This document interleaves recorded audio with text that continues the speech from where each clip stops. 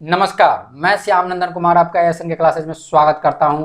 आज हम लोग पढ़ने वाले हैं सिंधु सभ्यता। इससे पहले हमने पाषाण युग और ताम्र पाषाण युग से रिलेटेड क्वेश्चन को देखा था जो एक प्रीवियस एग्जाम में पूछे गए हैं। हम उन क्वेश्चन को कवर कर रहे हैं जो UPSC, PCS, RRB, SSC, railway और अदर एग्जाम में पूछे गए हैं, ठीक, ताकि हमें आइडिया लग सके कि किस तरह के क्वेश्चन एग्जाम में पूछे जाते हैं और उसी से रिलेटेड हमारी तैयारी चलती रहे, ताकि हम अपने टॉपिक से भटके नहीं, कितनी ज़रूरत है एक जानकारी हमें मिलती रहे। चलिए, तो प्रीवियस ईयर का क्वेश्चन जरूर बनाएं, एक बेस होता है आपकी तैयारी का, नहीं तो आप सब्जेक्ट में भटक जाएंगे, टॉपिक में भटक जाएंगे कि कितना पढ़ना है कितना नहीं पढ़ना है, ठीक है ना। इसलिए प्रीवियस ईयर का क्वेश्चन मस्ट भी, अगर चाहते हैं एग्जाम में पास करना तो प्रीवियस ईयर का क्वेश्चन जरूर बनाएं।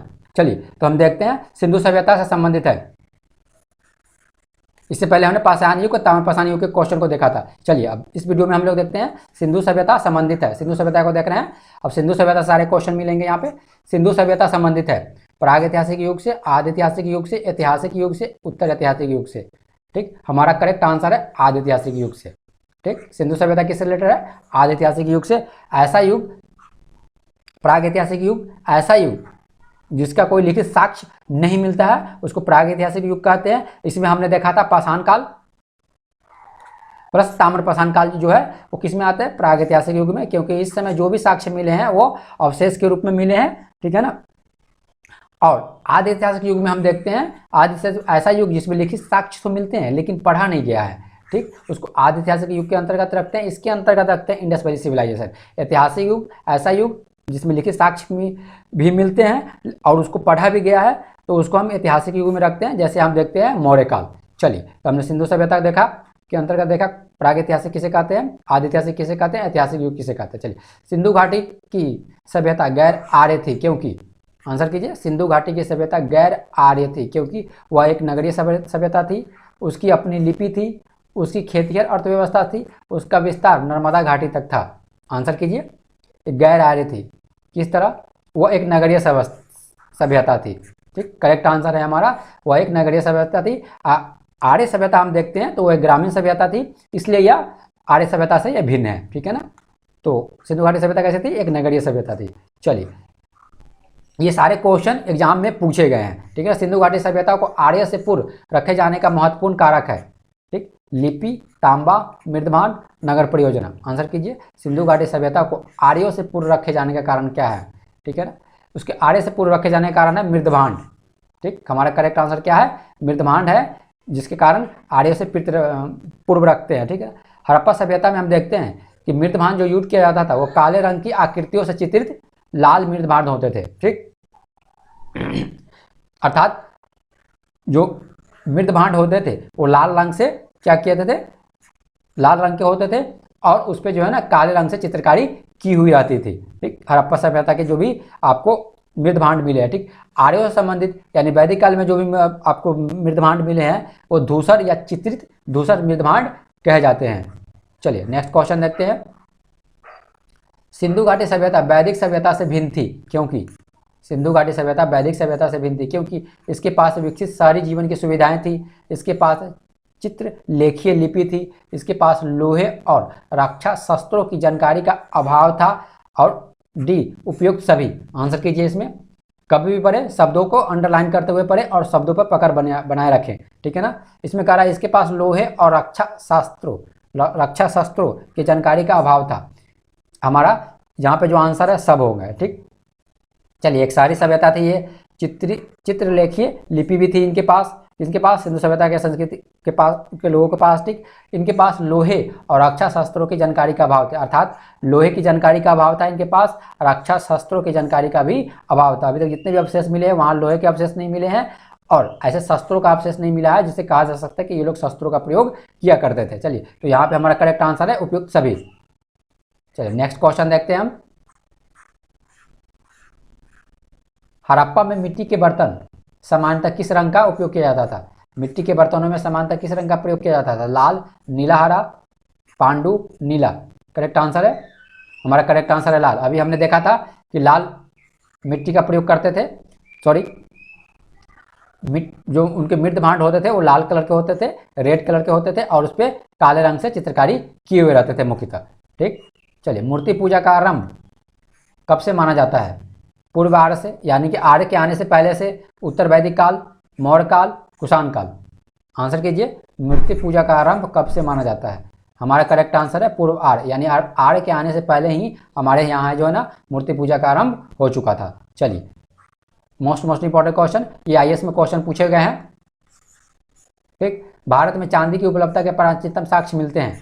आंसर कीजिए, हड़प्पा संस्कृति में, पश्चिमी भारत की ताम्रपाषाण संस्कृति में, वैदिक संहिताओं में, चांदी की आहत सिक्कों में। जितने भी क्वेश्चन है ये सारे एग्जाम में पूछे गए हुए हैं, ये स्पेशली आईएएस में क्वेश्चन पूछा गया हुआ है। ठीक, चलिए, भारत में चांदी की उपलब्धता के प्राचीनतम साक्ष्य मिलते हैं कहाँ से? हड़प्पा संस्कृति से, पश्चिमी भारत की ताम्रपाषाण संस्कृति से, वैदिक संहिताओं से, चांदी के आहत सिक्के से। करेक्ट आंसर है हड़प्पा संस्कृति में। ठीक है ना, प्राचीनतम जो साक्ष्य अभी तक मिले हैं चांदी के, वो कहाँ से मिले? हड़प्पा संस्कृति से मिलते। हड़प्पा के लोगों को जो है वो चांदी के बारे में जानकारी थी। वो लोकली देखा जाए तो जावर और अजमेर, ये कहाँ, राजस्थान से चांदी प्राप्त करते थे। और बाहर से देखा जाए तो अफगानिस्तान और ईरान से वो जो हड़प्पन इंडस वैली सिविलाइजेशन के लोग थे वो चांदी प्राप्त करते थे। चलिए, 8वां नंबर क्वेश्चन, मोस्ट इंपॉर्टेंट क्वेश्चन, काफ़ी बच्चे इसमें कन्फ्यूज रहते हैं। चलिए, हमारा करेक्ट आंसर है, हमारे निम्नलिखित पशुओं में से किस एक का हड़प्पा संस्कृति में पाई मोहरों और टेराकोटा कलाकृतियों से निरूपण नहीं हुआ था? शब्दों पे पकड़ बनाए रखें। ठीक है ना, पशु का, निम्नलिखित पशुओं में से किस एक का हड़प्पा संस्कृति में पाई मोहरों और टेराकोटा कलाकृतियों में निरूपण नहीं हुआ था? आंसर कीजिए, गाय का, हाथी का, गेंडा का, बाघ का। करेक्ट आंसर है हमारा गाय। गाय का जो निरूपण है, जो रिप्रेजेंटेशन नहीं किया गया है किस पे? मोहरों पर और टेराकोटा पे, अभी तक जितने भी अवशेष मिले हैं। चलिए देखते हैं अवशेष की जब भी बात करें। ठीक, दो चीज़ें याद रखनी है आपको, अवशेष और मोहर। अवशेष देखें तो शेर के अवशेष नहीं मिले हैं अभी तक, गाय प्लस घोड़ा।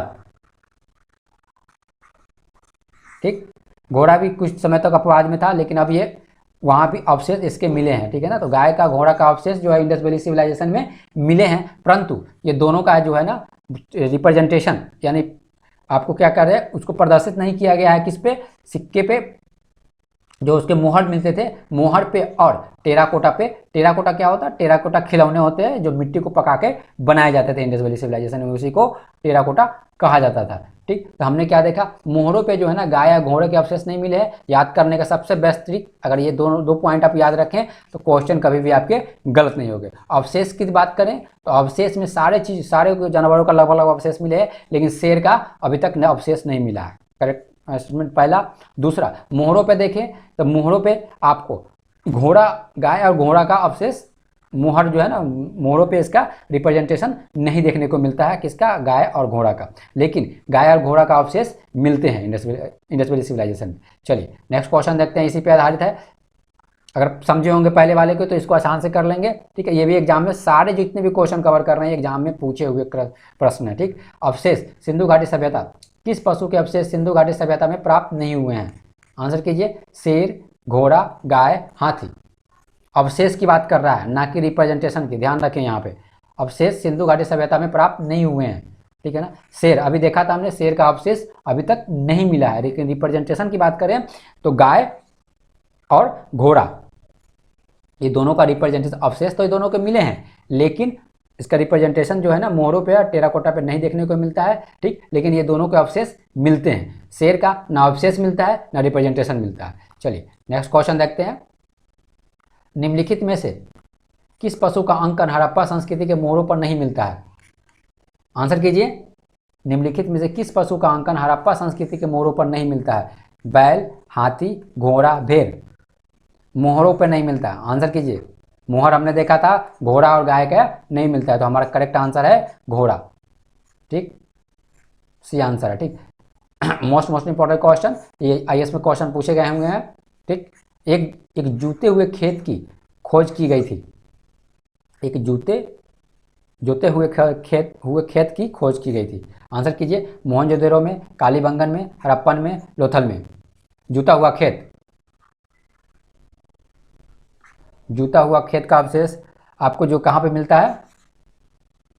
जूते हुए खोज की गई थी। बताइए, आंसर कीजिए। मोहनजोदड़ो में, कालीबंगन में, लोथल में, हड़प्पन में। हमारा करेक्ट आंसर है कालीबंगन में। ठीक है ना। जूता हुआ खेत का साक्ष्य मिला है कहाँ पे, कालीबंगा में मिला है। चलिए आंसर हमारा नेक्स्ट क्वेश्चन, हड़प्पा किस नदी के किनारे स्थित है, आंसर कीजिए। हड़प्पा किस नदी के किनारे स्थित है, ब्यास, सतलज, घग्गर, रावी। Correct answer Ravi. याद रखने का तरीका HR, क्या HR याद रखेंगे, एच से हड़प्पा, आर से रावी, कभी भी गलत नहीं होगा। HR याद रखें, यानी हड़प्पा, हड़प्पा किस नदी के किनारे स्थित है, तो रावी नदी के किनारे स्थित है। चलिए नेक्स्ट क्वेश्चन देखते हैं, विशाल स्नानागार किस पुरातत्व स्थल से पाया गया था, आंसर कीजिए। विशाल स्नानागार किस पुरातत्व स्थल से पाया गया है, रोपर, हड़प्पा, मोहनजोदड़ो, कालीबंगा। करेक्ट आंसर है मोहनजोदड़ो से जो है ना विशाल स्नानागार पाया गया है, ठीक है ना।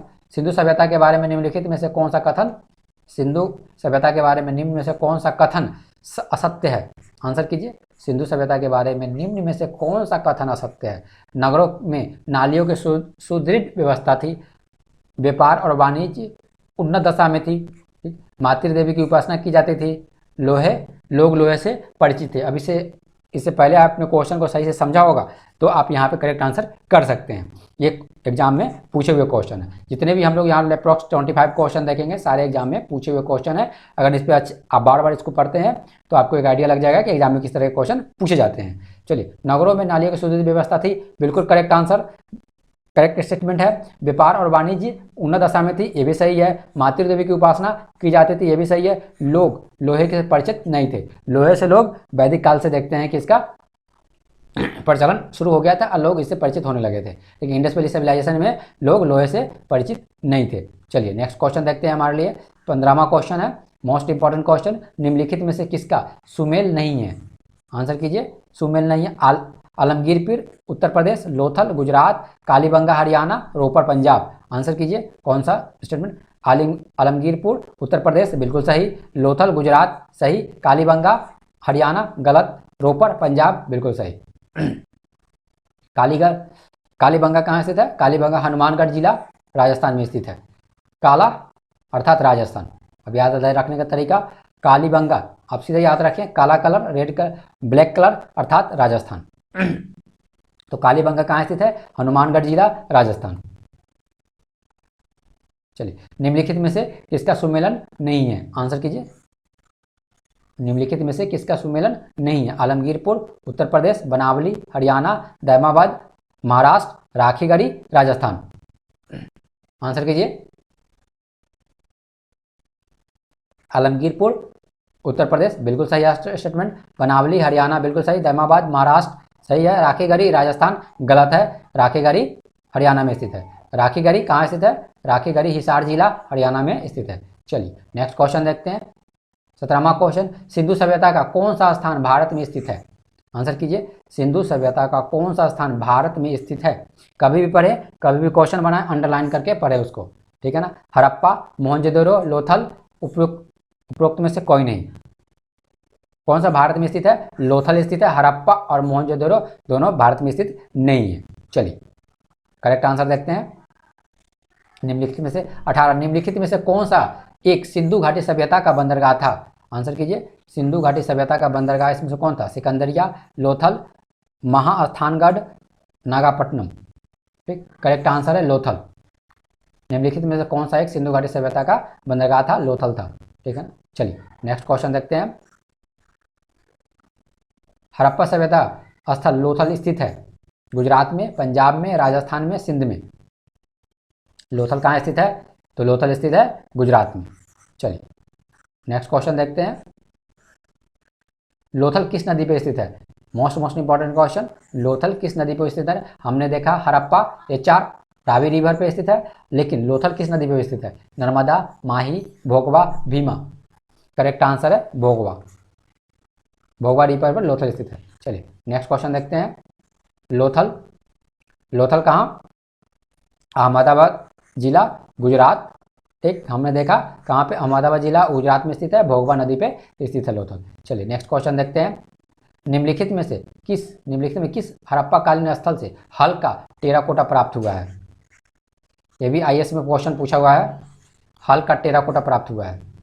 ठीक, निम्न में से किसे हड़प्पाकालीन स्थल से, किस हड़प्पाकालीन स्थल से हल का टेराकोटा प्राप्त हुआ है?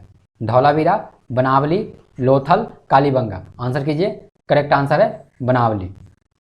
हल का टेराकोटा प्राप्त हुआ है, यानी हल की प्रतिरूप जो है मिला है वो कहाँ से मिला है? बनावली से मिला है।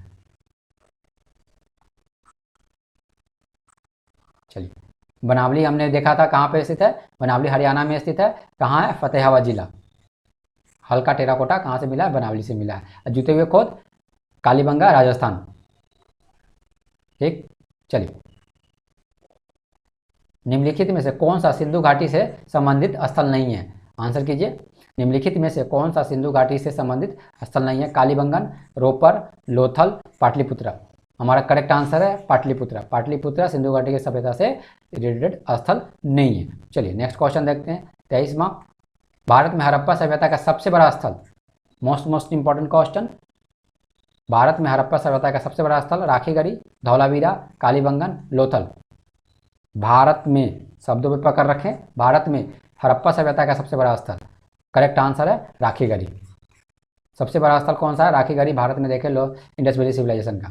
ठीक, राखीगढ़ी कहाँ स्थित है? हमने देखा था हिसार जिला, हरियाणा। भारत में हड़प्पा सभ्यता का सबसे बड़ा स्थल, और दूसरा अगर पूछा जाए भारत में ठीक, भारत में दूसरा सबसे बड़ा स्थल पूछा जाए तो वो है धौलावीरा। चलिए नेक्स्ट क्वेश्चन देखते हैं हम। सिंधु घाटी के लोग विश्वास करते थे आत्मा और ब्रह्म में, ठीक, कर्मकांड में, यज्ञ प्रणाली में, मातृशक्ति में। आंसर कीजिए, सिंधु घाटी के लोग विश्वास करते थे आत्मा और ब्रह्म में, कर्मकांड में, यज्ञ प्रणाली में, मातृदेवी में। करेक्ट आंसर है मातृदेवी में।